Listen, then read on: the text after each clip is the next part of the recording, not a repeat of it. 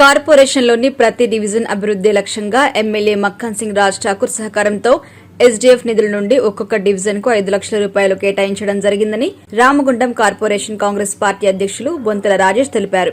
ఈ మేరకు పెద్దపల్లి జిల్లా గోదావరిఖని 7వ డివిజన్ పవర్ హౌస్ కాలనీలో కాంగ్రెస్ పార్టీ డివిజన్ అధ్యక్షులు ఎండీ నజీముద్దీన్ ఆధ్వర్యంలో నిర్వహించిన సీసీ రోడ్ శంకుస్థాపన కార్యక్రమానికి బొంతల రాజేష్ ముఖ్య అతిథిగా హాజరయ్యారు.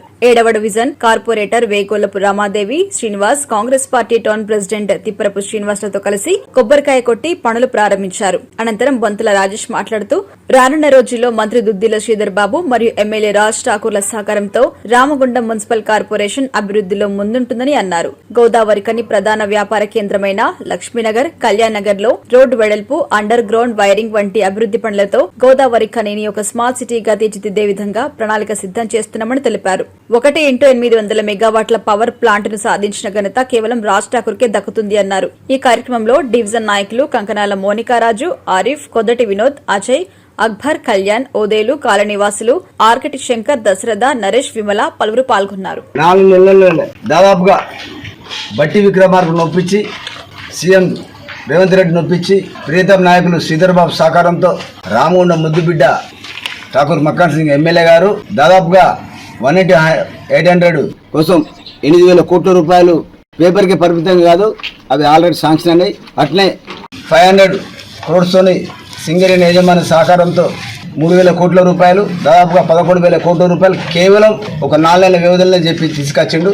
అదిగాక మున్సిపాలిటీకి సంబంధించి, ఎస్టీపీకి సంబంధించి దాదాపుగా 100 కోట్ల రూపాయలు మొన్న ప్రియతమ నాయకులు శ్రీధర్ బాబు గారిని పిలిపించుకొని దాదాపు లక్ష్మీనగర్ ఏరియా మొత్తం 29,50,00,000 రూపాయలు యుద్ధ ప్రాతిపదికంగా 4 డివిజన్లు అండర్ గ్రౌండ్ వైరింగ్, సుందరమైన లైట్లతోని, రోడ్లతోని మరి రోడ్ చేసే కార్యక్రమం చేపడుతుండ్రు. దాదాపుగా హైదరాబాద్ ఏజెన్సీకి ఇవ్వడం జరిగింది. పనులు ప్రారంభమైనాయి.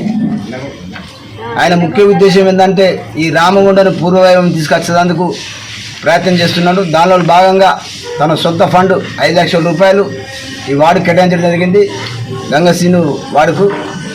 దీనిలో భాగంగా మా డివిజన్ అధ్యక్షుడు నజీము, మా కాంగ్రెస్ పార్టీ నాయకుడు కంగలాల రాజు, సోదరుమణి వీళ్ళంతా కూడా నాంపల్లి వీళ్ళందరూ కూడా పాల్గొనడం జరుగుతుంది. తొందరగా కాంట్రాక్టర్ గారు ఇది పూర్తి చేస్తే ఇంకా దాదాపుగా వార్డుకు 40 లక్షల రూపాయలు కేటాయించడం జరిగింది. అందరూ కోఆర్డినేషన్ చేసుకొని ఎక్కడైతే మనకు ఇంపార్టెంట్ ఉందో అక్కడ వర్కులు పెట్టుకొని మరి పూర్తి స్థాయిలో మరి ప్రజలు కూడా మన ఎమ్మెల్యే గారికి, ఎందుకంటే ముందుకు పోతుంది కాబట్టి ప్రజలంతా కూడా మరి ఎమ్మెల్యే గారి సహకారంతో నడవాలి. పార్టీలకు అర్థంగా మీరేమైనా సూచనలు ఇస్తే సూచనలు ఇవ్వండి.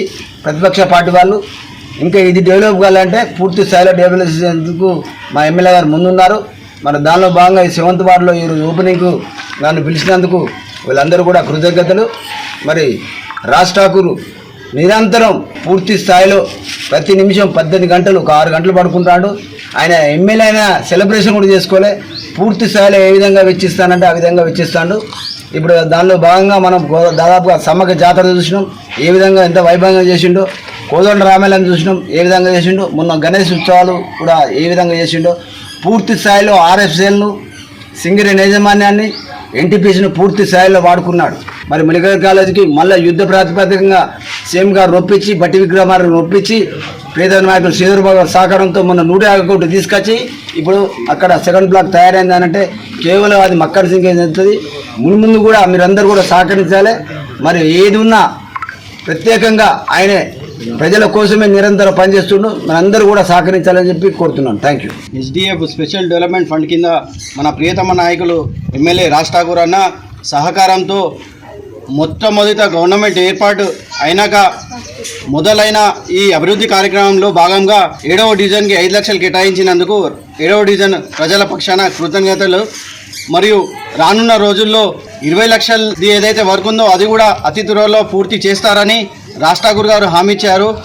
మరి మున్సిపల్ కార్పొరేషన్లో మొట్టమొదటిసారిగా మన 7వ డివిజన్లోనే 5 లక్షల పని మొదలైంది. అదేవిధంగా రానున్న రోజుల్లో రాజ్ ఠాకూర్ అన్న సహకారంతో మరెన్నో అభివృద్ధి కార్యక్రమాలు 7వ డివిజన్లో జరుగుతాయని కోరుతున్నాం.